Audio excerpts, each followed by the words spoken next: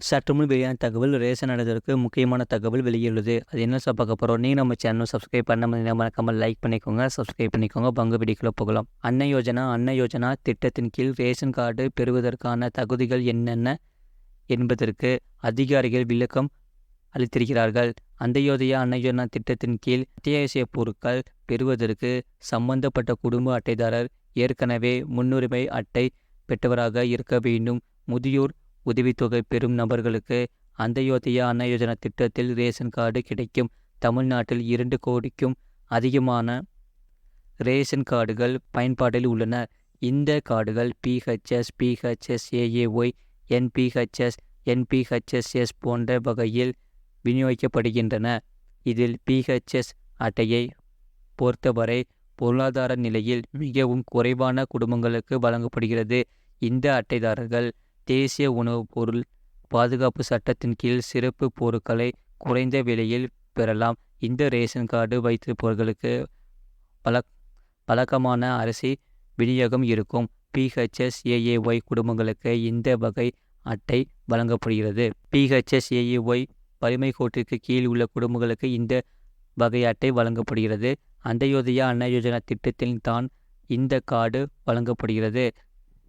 விதவைகள், தீவிர நோயாளிகள், மாற்றுத்திறனாளிகள், குறைஞ்சபட்ச வருமானம் இல்லாத முதியோர், மலைவாழ் குடும்பங்கள் பயன்பெறுகின்றன. அன்ன யோஜனா திட்டத்தில் உள்ள குடும்ப அட்டைதாரர்களுக்கு குடும்ப அட்டை ஒன்றுக்கு தலா 35 கிலோ அரிசி விலையில்லாமல் வழங்கப்படுகிறது.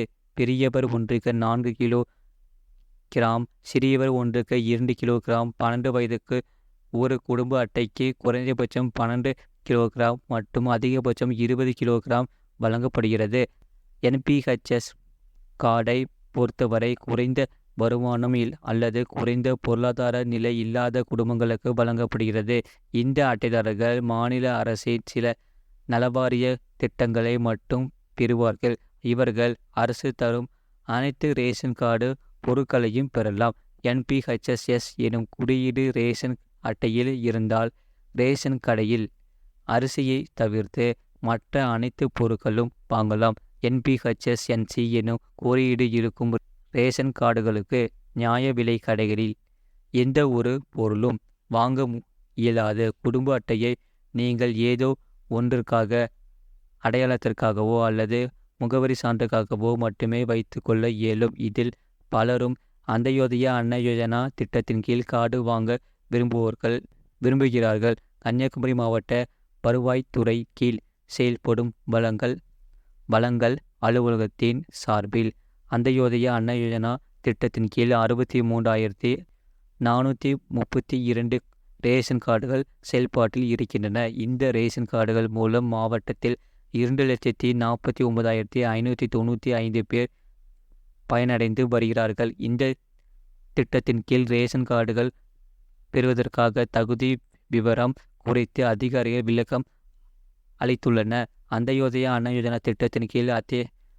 யோஜனா பொருட்கள் பெறுவதற்கு சம்பந்தப்பட்ட குடும்ப அட்டைதாரர் ஏற்கனவே முன்னுரிமை அட்டை பெற்றவராக இருக்க வேண்டியது அவசியமாகும்.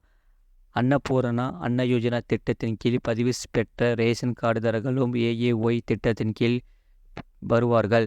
அதே நேரம் வறுமை கோடு பட்டியலில் இடம்பெற்றுள்ள அனைத்து நபர்களும் ஏஏஒய் கார்டு பெற தகுதியானவர்கள். முதியோர் உதவித்தொகை பெறும் நபர்கள் ஏஏஒய் திட்டத்தில் பயன்பெறலாம். விதவைகள் மற்றும் தனிநபராக வசிக்கும் பெண்கள் இந்த திட்டத்தில் பயன்பெற முடியும். 40% மேல் ஊனம் கொண்ட மாற்றுத்திறனாளிகள் இந்த திட்டத்தில் கார்டு பெற முடியும். குடிசை வாழ் மக்கள், குடியிருப்பற்றவர்கள் போன்றோருக்கும் இந்த திட்டத்தில் கீழ் கார்டு பெறலாம்.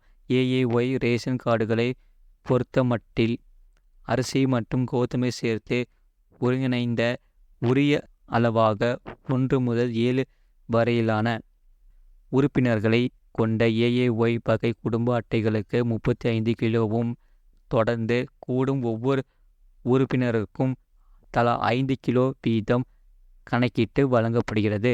இது போன்ற செய்திகளை உடனுக்குடன் அறிந்து கொள்ள மறக்காமல் சேனலை சப்ஸ்கிரைப் செய்யுங்கள், மற்றவர்களுக்கு தெரியப்படுத்த ஷேர் செய்யுங்கள்.